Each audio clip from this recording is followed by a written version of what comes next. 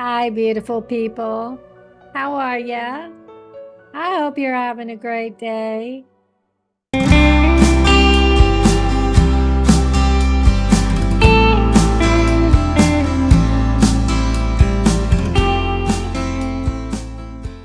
I've got a few doctor appointments coming up. I had an eye checkup with my medical eye doctor, and she recommended I see a retina specialist. I haven't seen one for a while because the office closed, and I just didn't pursue a different one. So, but this is really the first time that my eye doctor has said that there was an increase in my symptoms of macular degeneration. I've noticed some changes. Um, things just don't look like they should. So we'll see what they say. And I also got really excited because I wanted to get that corneal confocal microscopy done. That's the eye test where they can actually check for small fiber neuropathy in your cornea. And so I had that set for the 13th of February, but they just called me today and said they don't have the confocal microscopy that's needed for that test. The person at the front desk that my medical eye doctor made the appointment through was new, they said, and didn't realize that they didn't have that equipment. So now my medical eye doctor is looking for a different one for me. That was in Carmel, Indiana. I'll probably have to go to Indianapolis, but my husband will take me because the dilation and all that they do to your eyes is pretty intense, and I don't want to drive. Then my medical eye doctor's office called me. They did a lot of footwork. There are only 3 places in the United States that has a corneal confocal microscopy. What? That's Cleveland Clinic, University of Iowa, and New York Eye and Ear Infirmary. But the retina specialist, my daughter is going to take me to that one because obviously they dilate your eyes for that too. And my medical eye doctor appointment said that medicine they put in your eyes like 10 times stronger than what you get at your regular eye doctor. So you need a driver for that one too. At least coming home, you do. And I got an appointment scheduled in April to get with a podiatrist. I didn't know we had a podiatrist here in my hometown, so I'm excited about that. I'm just going to have my plantar fasciitis and metatarsalgia. And then I'm getting this paronychia looked at around the toenail of my big toes on both toenails. The right one is worse than the left one.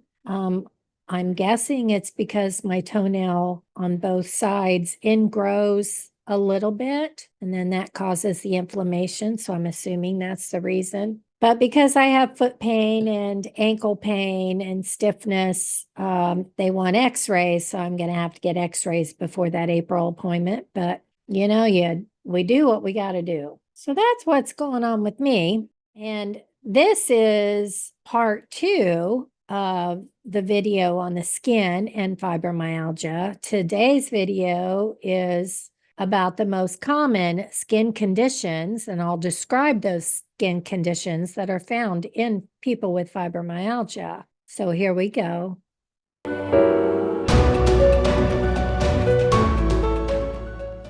Paresthesia. Many people with fibromyalgia have these dreaded tingling, numbness, skin crawling sensations called paresthesia. About 34.3% of us experience this. Itchy skin can be part of the paresthesia experience, but for people with fibromyalgia, this is often a chronic experience. I have had the sensation that there was gnats crawling on me, and I look and there's nothing. So often I don't look. And one day I was outside on the front porch deck and I thought, I had that feeling, and I looked, and that time there was a gnat or a bug of some sort crawling on me. that that was not fun. So I try not to ignore that sensation because you never know. There could be a reason.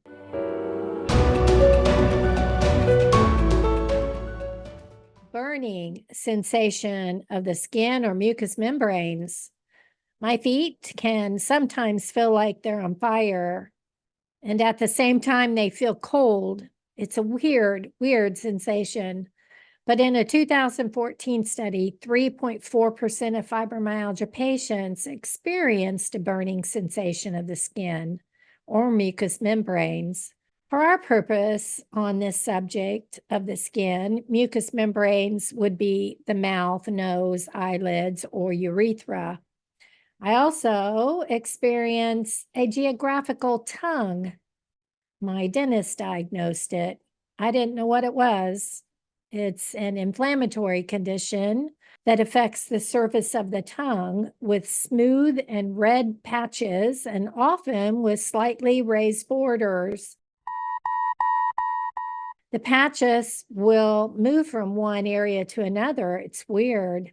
It's not an infection, so it isn't a health issue, but certain foods can cause pain and burning on the tongue, like spices, salt, or acidic foods. In the worldwide population, about 3% of people experience a geographic tongue. Do you? I mean, they tell me at the dentist's office that it's common, but I haven't met a single solitary person with this issue. So I would love to know that I'm not alone in the fibromyalgia family. It's also common in people with airborne allergies, eczema or psoriasis, diabetes, reactive arthritis, vitamin deficiencies, people who take oral contraceptives, people with fissured tongues, or for people dealing with emotional stress. My tongue is also fissured. It has grooves on it where food can irritate it. So, I have to keep it clean by drinking lots of water. What experiences with this do you have?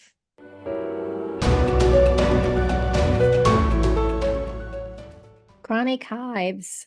In chronic urticaria, or hives, as it's known, fibro has been found to be a common condition. Around 70% of patients with chronic hives also have fibro. In the normal population, about 5% of people develop chronic hives. These are red, itchy skin welts that last longer than 6 weeks. People with certain autoimmune diseases are more prone to chronic hives, like people with celiac, diabetes, lupus, RA, and thyroid disease. Often, the hives cause swelling, even deep into layers of tissue. The face, lips, throat, hands, feet, and any part of the skin can be affected. Hives are not a common condition in fibro, but fibro can be common in people with hives.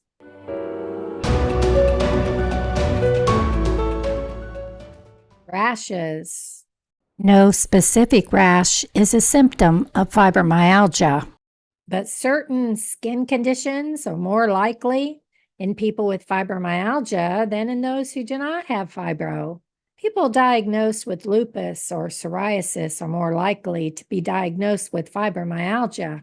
Isn't that something? Intense itching and rashes can be a reaction to prescribed medications or yeast infections.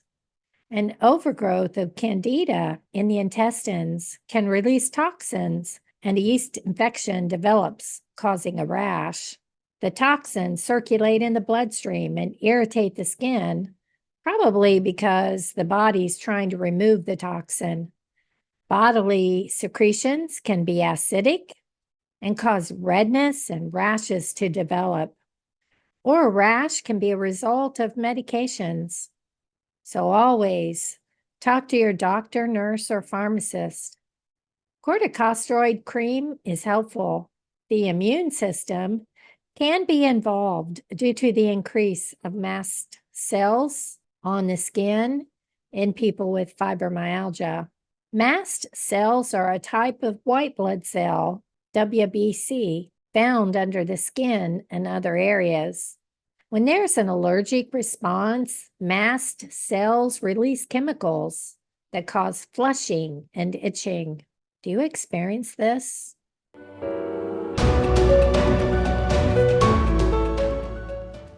Intense itching. Itchy skin is an irritating sensation that makes you want to scratch. It's called pruritis. Itchy skin is often caused by dry skin and is common in older adults as skin tends to become drier with age. For that dry, itchy skin, choose products with as few ingredients in them as possible. Cocoa and shea butters can feel wonderful on the skin, especially the scalp. Trial and error are key. Right after a warm bath or shower is a good time to hydrate your skin. You can also try an oatmeal bath, but you're not alone if you struggle with intense itching. In that 2016 study that we talked about in part 1, shown here, researchers found 69.5% of patients with fibro experience pruritis. In that 2014 study that we talked about in part 1, 3.3% were found to have pruritis, but it was statistically significant. Prescribed medications like antidepressants and anticonvulsants can cause dry skin, increase sweating, and make people more sensitive to sunlight.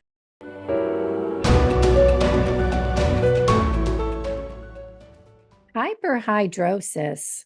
Some people with fibromyalgia notice they have an increased sweating since fibro developed, or maybe you had this prior to fibromyalgia. But hyperhidrosis was found in 32% of people with fibro in a 2014 study. There were 845 participants, so a large study. This disorder can cause excessive sweating that's not always attributed to heat or exercise. You can sweat so much that it soaks through your clothes or drips off your forehead or hands. There are treatments that help. My husband was diagnosed with this as a teenager, and shortly after we started dating, he found a medication and was prescribed it. I don't think he has to take it anymore, but he probably took it for a good 10 years. But talk to your doctor. Your hands, feet, underarms, or face are usually affected with at least one episode a week. It can affect your quality of life.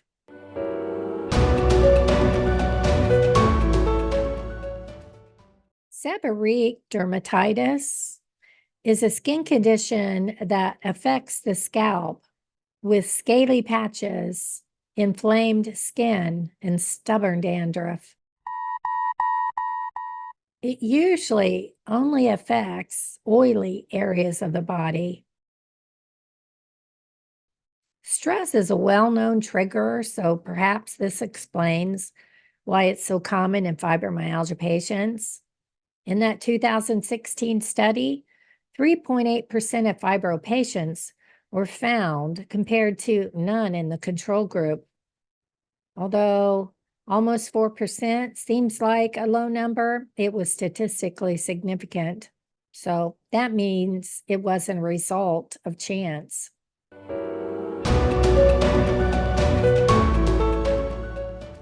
Lichen simplex chronicus. In that 2016 study, researchers found Lichen simplex chronicus in 15.2% of fibro patients. Here's a quote from osmosis.org. Quote, thickened and localized skin lesions that result from scratching in response to chronic itching. This chronic itching, also known as neurodermatitis, is often spontaneous and severe, prompting a strong desire to scratch. Scratching may lead to inflammation and further irritation. That sounds terrible. As the itch persists, scratching can become subconscious and repetitive, resulting in the itch-scratch cycle, unquote. It's more common in females and is in 12% of the human population, so less common than it is in fibromyalgia at 15.2%. In the study, there were 16 people with fibromyalgia and only 5 in the control group, so it was statistically significant. This is a disorder that I wasn't aware of and can't imagine living with it. Some people with anxiety disorders, depressive disorders, and obsessive compulsive disorder may present with this disorder, or it could be secondary to other disorders like atopic dermatitis, seborrheic dermatitis, contact dermatitis, or psoriasis that are itchy. There are treatments to help with itchiness, so please talk to your doctor. You just basically have to tell yourself, no, I can't scratch. No, probably harder than it sounds.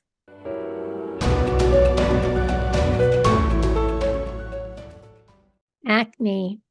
Acne occurred in 10.4% of fibromyalgia patients in that 2016 study. In the control group, there was an incidence of only 6%, but this was not statistically significant.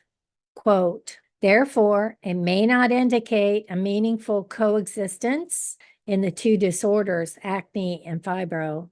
By contrast, stress induces the hypothalamic pituitary adrenal axis and substance P, which also plays a role in fibropathogenesis and is secreted from peripheral nerves, has recently been shown to stimulate sebaceous gland proliferation and increase lipid synthesis in the sebaceous cells. A stress-related indirect relationship between fibro and acne is likely, but this needs to be clarified with other studies, unquote. Yeah, that's pretty interesting.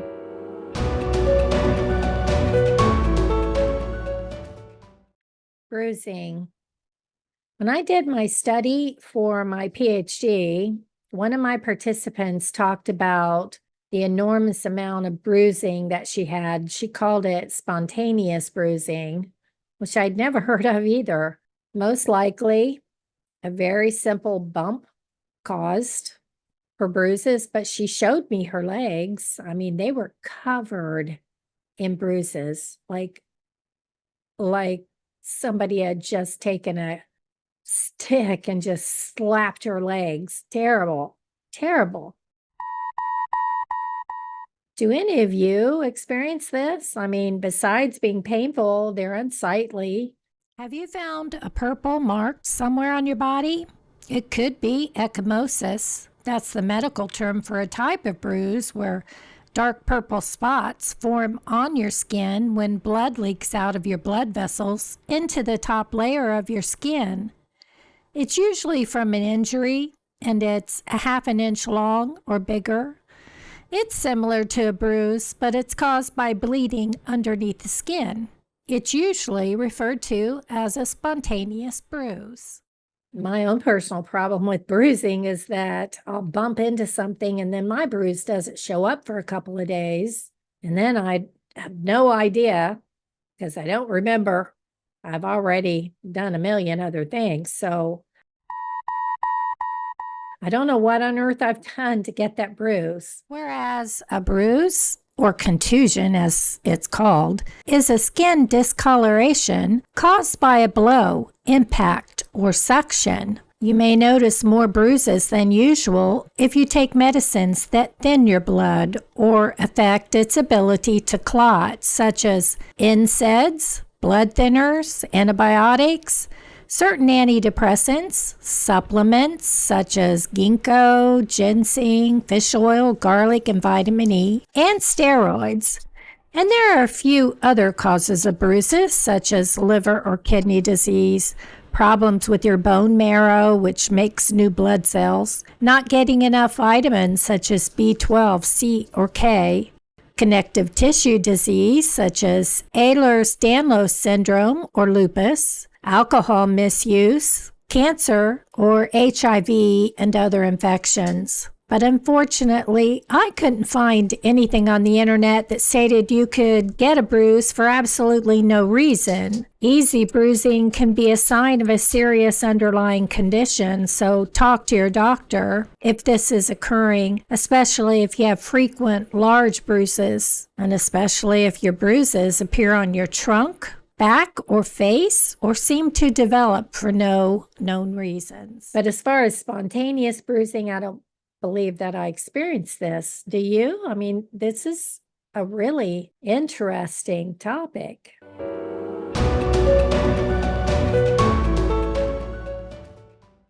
Xerosis or xeroderma, the most common dermatological disorder in fibromyalgia patients, was xerosis at 44.7%. Xerosis is dry skin, like skin that looks and feels rough and itchy, flaky, or scaly. In that 2016 study, it was statistically significant. Dry skin has many causes, including cold or dry weather, sun damage, harsh soaps, and overbathing. There were 47 participants with fibromyalgia and 26 in the control group. Dry skin makes the skin look and feel rough. So the location where these dry patches form can vary from person to person. It's a common condition that affects people of all ages in the normal population. So I would say in fibro, it can affect anyone.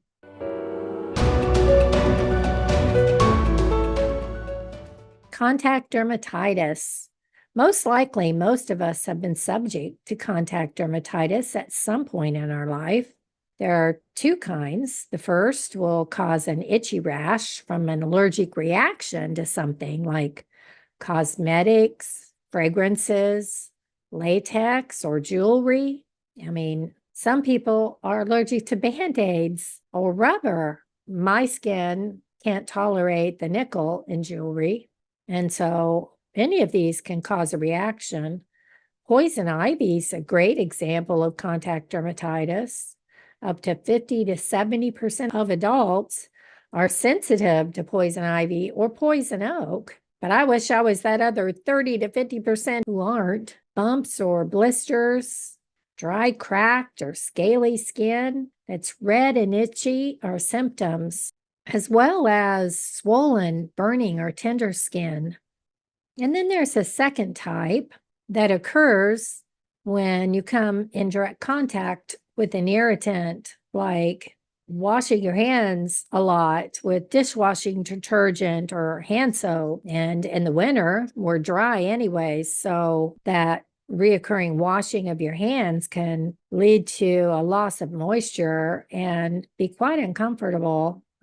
I'm experiencing this now. It was really bad last week when it was so cold. So you got to use hand lotion for extreme dryness. In that 2016 study, 8.5% of people with fibro had contact dermatitis, but it wasn't statistically significant. There were 9 with fibro compared to 5 in the control group. It may not be statistically significant, but I think most of us experience this. And in children, it can affect up to 20% of them. What kinds of things are you allergic to that causes contact dermatitis?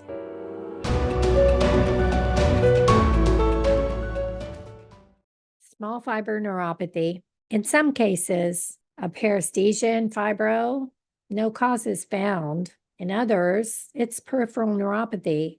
Some of us may not get diagnosed with small fiber neuropathy, a form of peripheral neuropathy. Small fiber neuropathy, or SFN, can affect either small sensory fibers, autonomic fibers, or both. and that results in sensory changes, autonomic dysfunction, or combined symptoms. These small sensory nerve fibers in the skin detect pain, heat, and itching sensations in the skin. And the autonomic fibers play a role in bodily functions like heart rate and blood pressure. They can also help regulate body temperature and proper function of the stomach, intestines, and bladder. In the case of SFN, small nerve fibers in the skin get damaged. The skin can have a lacy reddish or purplish pattern showing abnormal signals from small nerve fibers. Do you have lacy reddish or purplish patterns on your skin? You might want to have that looked at. It usually begins in the hands, feet, or both, and can involve any part of the body. In the normal population, SFN is not common. In people with fibro, over 40% have evidence of SFN. For most of us, it seldom causes long-term problems. Doctors will look for the underlying condition that's causing it, like prediabetes or diabetes, and work with the patient to manage their blood sugar levels. Or it could be from an immune system disorder like Sjogren's syndrome or celiac disease, thyroid disease, vitamin B deficiency, or an infectious disease. Or you could have an inherited disorder like Ehlers-Danlos syndrome that could be the cause. Symptoms are burning pain, shooting pain, allodynia, and hyperesthesia. But other symptoms include feeling lightheaded or fainting, heart palpitations, numbness, not being able to feel pain and temperature in a small spot on your body, stomach cramps, and sweating more than usual. Less common symptoms are dry eyes and mouth, urinary frequency, incontinence, and irregular bowel movements. I also found it interesting that many people in general have fatigue, cognitive disturbances, widespread musculoskeletal pain, headache, and temporomandibular joint disorder, which are all common in fibro. And this just shows the diversity of symptoms one may have with small fiber neuropathy. Microneurography is a new technique, not yet ready for clinical practice. Usually, a skin biopsy or corneal confocal microscopy is used to diagnose. I have a whole playlist on small fiber neuropathy, which I'll link at the end of this video.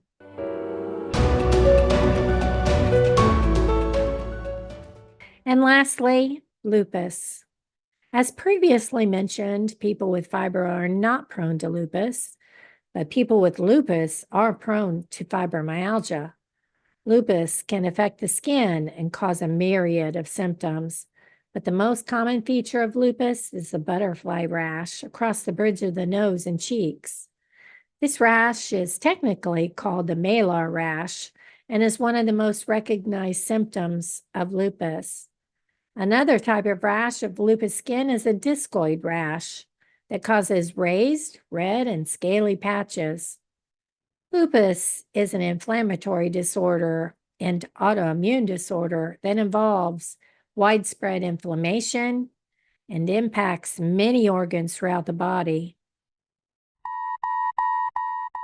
The skin is the largest organ and can be greatly affected by lupus. Skin lesions and body rashes are common. About 30% of lupus patients have fibromyalgia. The most common form of lupus is systemic lupus erythematosus, also known as SLE. People with lupus are sensitive to the sun, and so sun exposure can cause a rash. It's difficult to live with both conditions, fibromyalgia and SLE, so time will be needed to manage all of the symptoms and stay as healthy as you possibly can. So I hope all of this made sense to you. If you have any questions, put them in the comment section. And if you enjoyed this video, please like it and subscribe. I appreciate that. And I appreciate you. I send you gentle hugs and support. Love you.